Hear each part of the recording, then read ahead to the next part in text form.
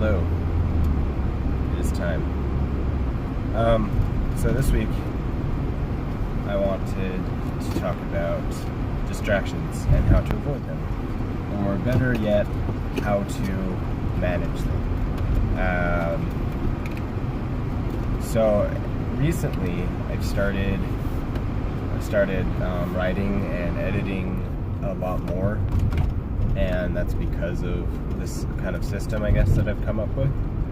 And I want to talk about like how that can work for you, and definitely how that like making your own system can be extremely beneficial. So what I decided to do is to kind of sit down with myself and kind of have a conversation with myself and say, okay, this is what's distracting me. This is what I need to cut out of my life a little bit, or at least like hold back on, so I can do what I really want to do, which is write, without distractions, without being too burdened down by that, and then losing all this time and not writing. So one of the biggest things for me was video games, and it still definitely can be if I would allow it to be. But for the past, I want to say for about the past month, I've been really cutting down on video games and only playing maybe twice a week for maybe 2 hours a day that I do play. And it's at first it was it's pretty hard. It's still pretty hard. I mean, it's only been about a month, but what's nice about it is that I have so much more time to be able to write and work on my book and work on the faith and even have time to read, which is something that I always wanted, which I've been wanting to do for a long time, is have more time to read. So yeah, video games. If you're playing them, that's fine, but maybe pull back on them a little bit, because they are time consuming, and they can be very they can be addicting, and I'm definitely not against video games. I love video games for what they are, but they can be a distraction. The other one, obviously, is a big one in our society, in our world, and that is obviously social media, or just cell phones in general. Like having your cell phone near you when you write, or when you're doing anything else that you'd rather be doing than being on your phone, texting or receiving notifications, whatever. That can also be a huge distraction. For me, it's definitely a distraction, because I like to listen to music when I'm writing, and I don't have anything like fancy to write on. I just have a Chromebook, and I use this, and so that's what I write on, and then I have my phone there with Spotify, and that's playing music, and I like to listen to music. Now, having my phone next to me isn't like the huge thing, but it's when it's like constantly buzzing, or I'm receiving a notification, I'm receiving that noise that tells me I have a notification, or whatever other number of things, and that can be kind of difficult. So, and yeah, I know I can use like Spotify web player, but it's laggy, and I can't stand it, so I just kind of deal with it. So what I do to kind of combat that is I just refuse to look at my phone. If I do receive a notification, I just ignore it as best as I can, unless I'm getting a phone call. And then if I'm getting a phone call, then I'll answer it if I deem it necessary. And then obviously it depends on who's calling me. So if my wife's calling me, or my parents are calling me, or if one of my good friends is calling me, which I only have really 3 good friends that are calling me, then it's like, okay, whatever. Then I'll obviously answer it. Other than that, if it's like not a very good friend, then whatever, they can wait, and I can call them back. And or if it's somebody from work, which it hardly ever isn't, but if it is somebody from work, then I'll answer. But even then, like, I really don't receive that many phone calls a day.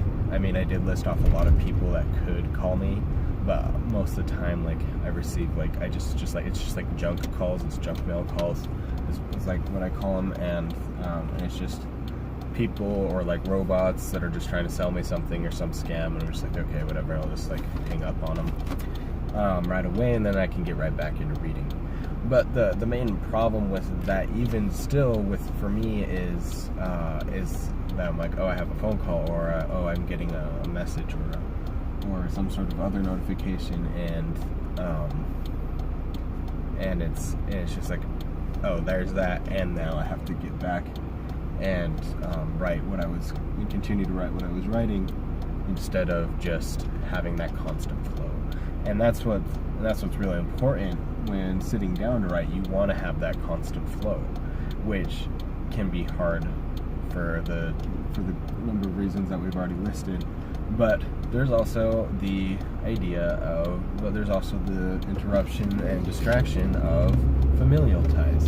Obviously, family is important, and we need to take care of those relationships that we have with our different family members, and like, it's good to definitely have like a goal set for you that day. And so for me right now, every day I am going through and fleshing out at least one chapter, and then if it doesn't take me as long as I thought it would take me to do one chapter, then I'll get started on the next chapter, if not do 2 chapters. So that's the way that I like to do it. But sometimes, like, it can be really hard, like having been at work all day, then coming home, or waking up early, and then like like for me, like, I work most of the time, I work in the mornings, but sometimes I have to work the closing shift. So I'll wake up, I'll write, and then I'll go to work. And so that can be kind of difficult, finding time to be able to be able to have with your family, or to have with your friends. And I think that the most important thing is that, is obviously family, but like that you have that goal and you complete that goal without completing. I mean, for me, like, if I don't write a chapter, or if I'm not fleshing out a chapter a day, if I'm not editing a chapter a day, I really feel like I let myself down, and I feel like I just haven't completed that goal for the day. And in fact, for the last couple days, I haven't written, mostly because I've been sick, and then the other reason was because Thursday I worked a double shift, and on Friday I was sick all day, and then I went to go hang out with a friend. But I didn't give myself that time yesterday to do that also.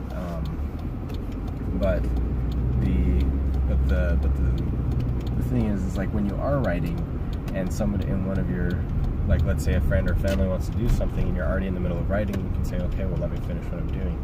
Now, I don't think that that's like a very good excuse to rush what you're doing. I think it's really important to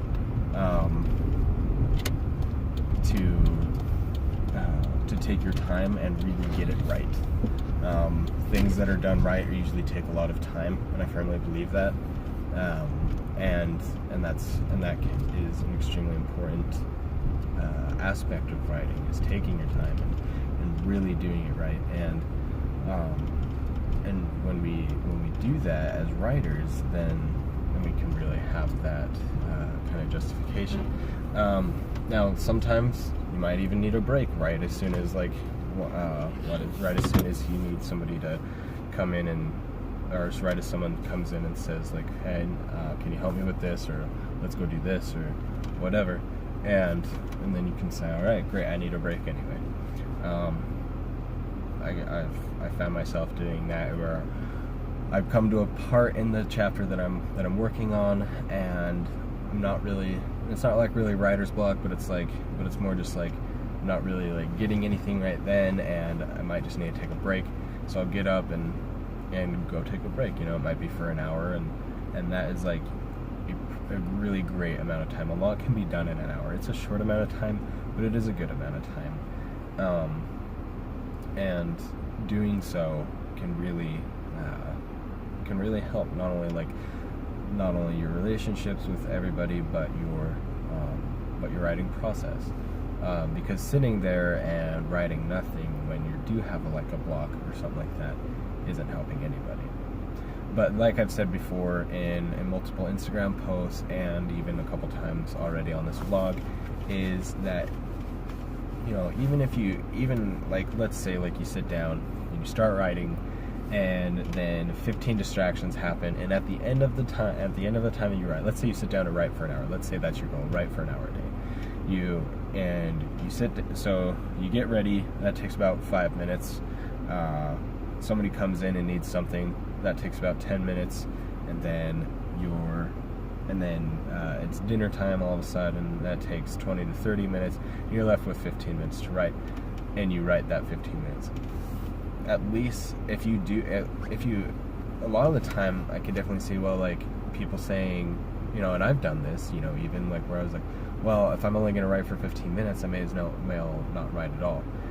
In my experience, it doesn't matter if you write for 15 minutes or 15 hours in a day. As long as you're writing something, then you're getting something out that you would have never gotten out before.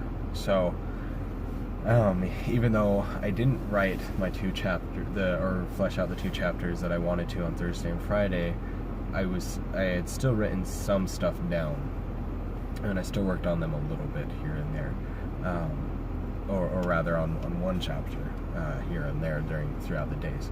So at least I got something done, you know, and that I can feel accomplished, even though I was distracted by other things, even though I have been sick the last 2 days, and I think that can be really important. So those are some things that I do to be able to help myself progress as a writer and help myself stay undistracted. And I hope that these ideas and suggestions might help you guys out. I hope that you guys can find other suggestions or find your own ways to not be distracted by everything else when you're writing. And let me know. Let me know what you guys like to do. And we will see you next week on our video. Have a good one.